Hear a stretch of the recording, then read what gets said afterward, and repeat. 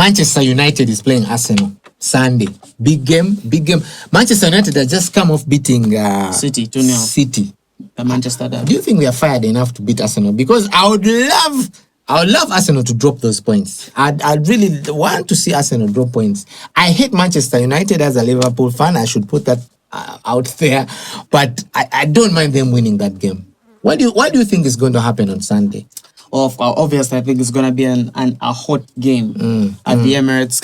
United coming in under their interim coach. Carrick knows the club in and out. We have seen the old foggy kind of game he played against City. Could this be what he's going to put out against Arsenal? Against Arsenal. I mean, then Arsenal coming in, beating Inter Milan 3-1. Yeah, I think it's gonna be a good. But they flattered on what? On the other team, on Nottingham Forest. So maybe Arsenal. But also I feel like United are revived under Carrick, so maybe they'll put up a fight there. Arsenal are just exceptional. For me this time, I feel like Arsenal is the team to beat. You go in that game feeling that Arsenal is always the favorite in any game they're going to. So it's going to take a lot for United, but I don't know. What do you think? Tactics-wise, what do you think?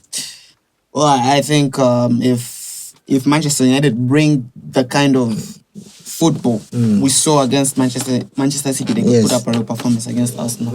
Because coming in, they started with a 4-2-3-1. But then, of course, as the game goes on, formations change. Then they went into a 4-4-2, and we actually saw how it worked out against City.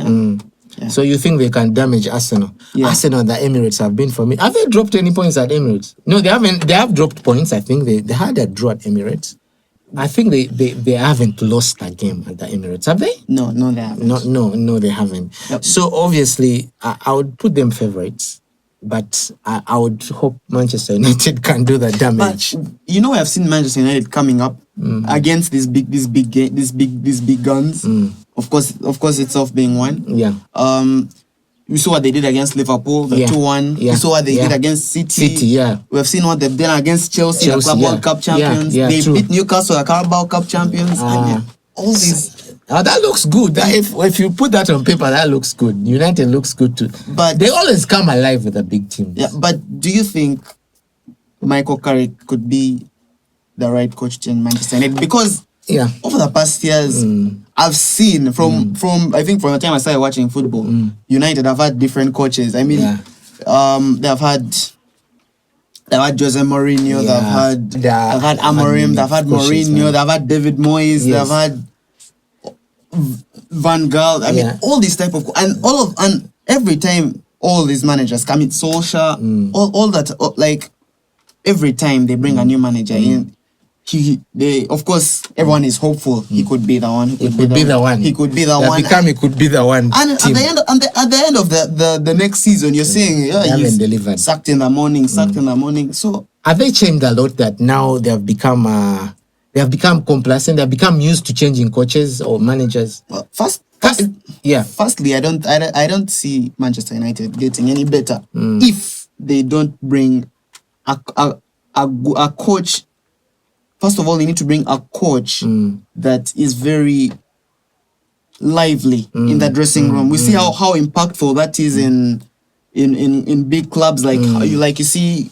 Like Liverpool, of course. Yes, like Liverpool. We saw Jurgen Klopp. You see what he would do in the dressing room. He earned the trust of the players. We see Pep in the dressing room. How they won the treble. The way he would man up in the dressing room and tell all the players.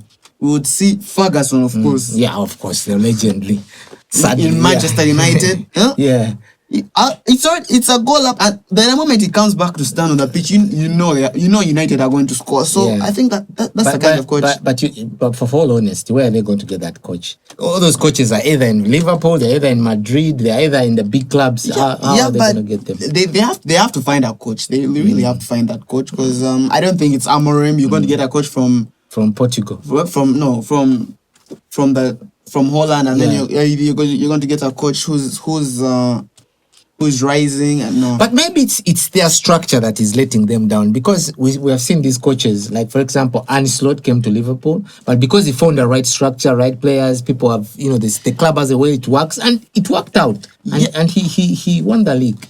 Yeah, but then if you look at Manchester United squad, okay, if we're to compare players for all these other big teams with Manchester United's players, I mean, if you look at the strikers, if you have, like, let's say you have Salah in Liverpool, you have Mbappe in Real, you have Harry Kane. They have no big names. But then you have, not to be offensive, but you have Brian Mbeumo in United. The Cameroonian. He's good, he scored. Yes, he's good, but then you can't compare him with someone in Real like Mbappe. Like you're not going to look like at Vinicius Jr. Vinicius, then you go to Liverpool, Salah. I see what you mean. Haaland, all these good players. You can't compare it. But also, in all honesty, they can't attract those big players when they're not playing in the Champions League. They can't, because they're not going to come and play there. There's no big player wants to go at Manchester United because of, obviously, of what you can see. It's a big club, but playing in small leagues, conference leagues, and maybe even not in Europe. So you're not going to expect Mbappe, even if you have money, to come and play in conference. He's going to be like, no.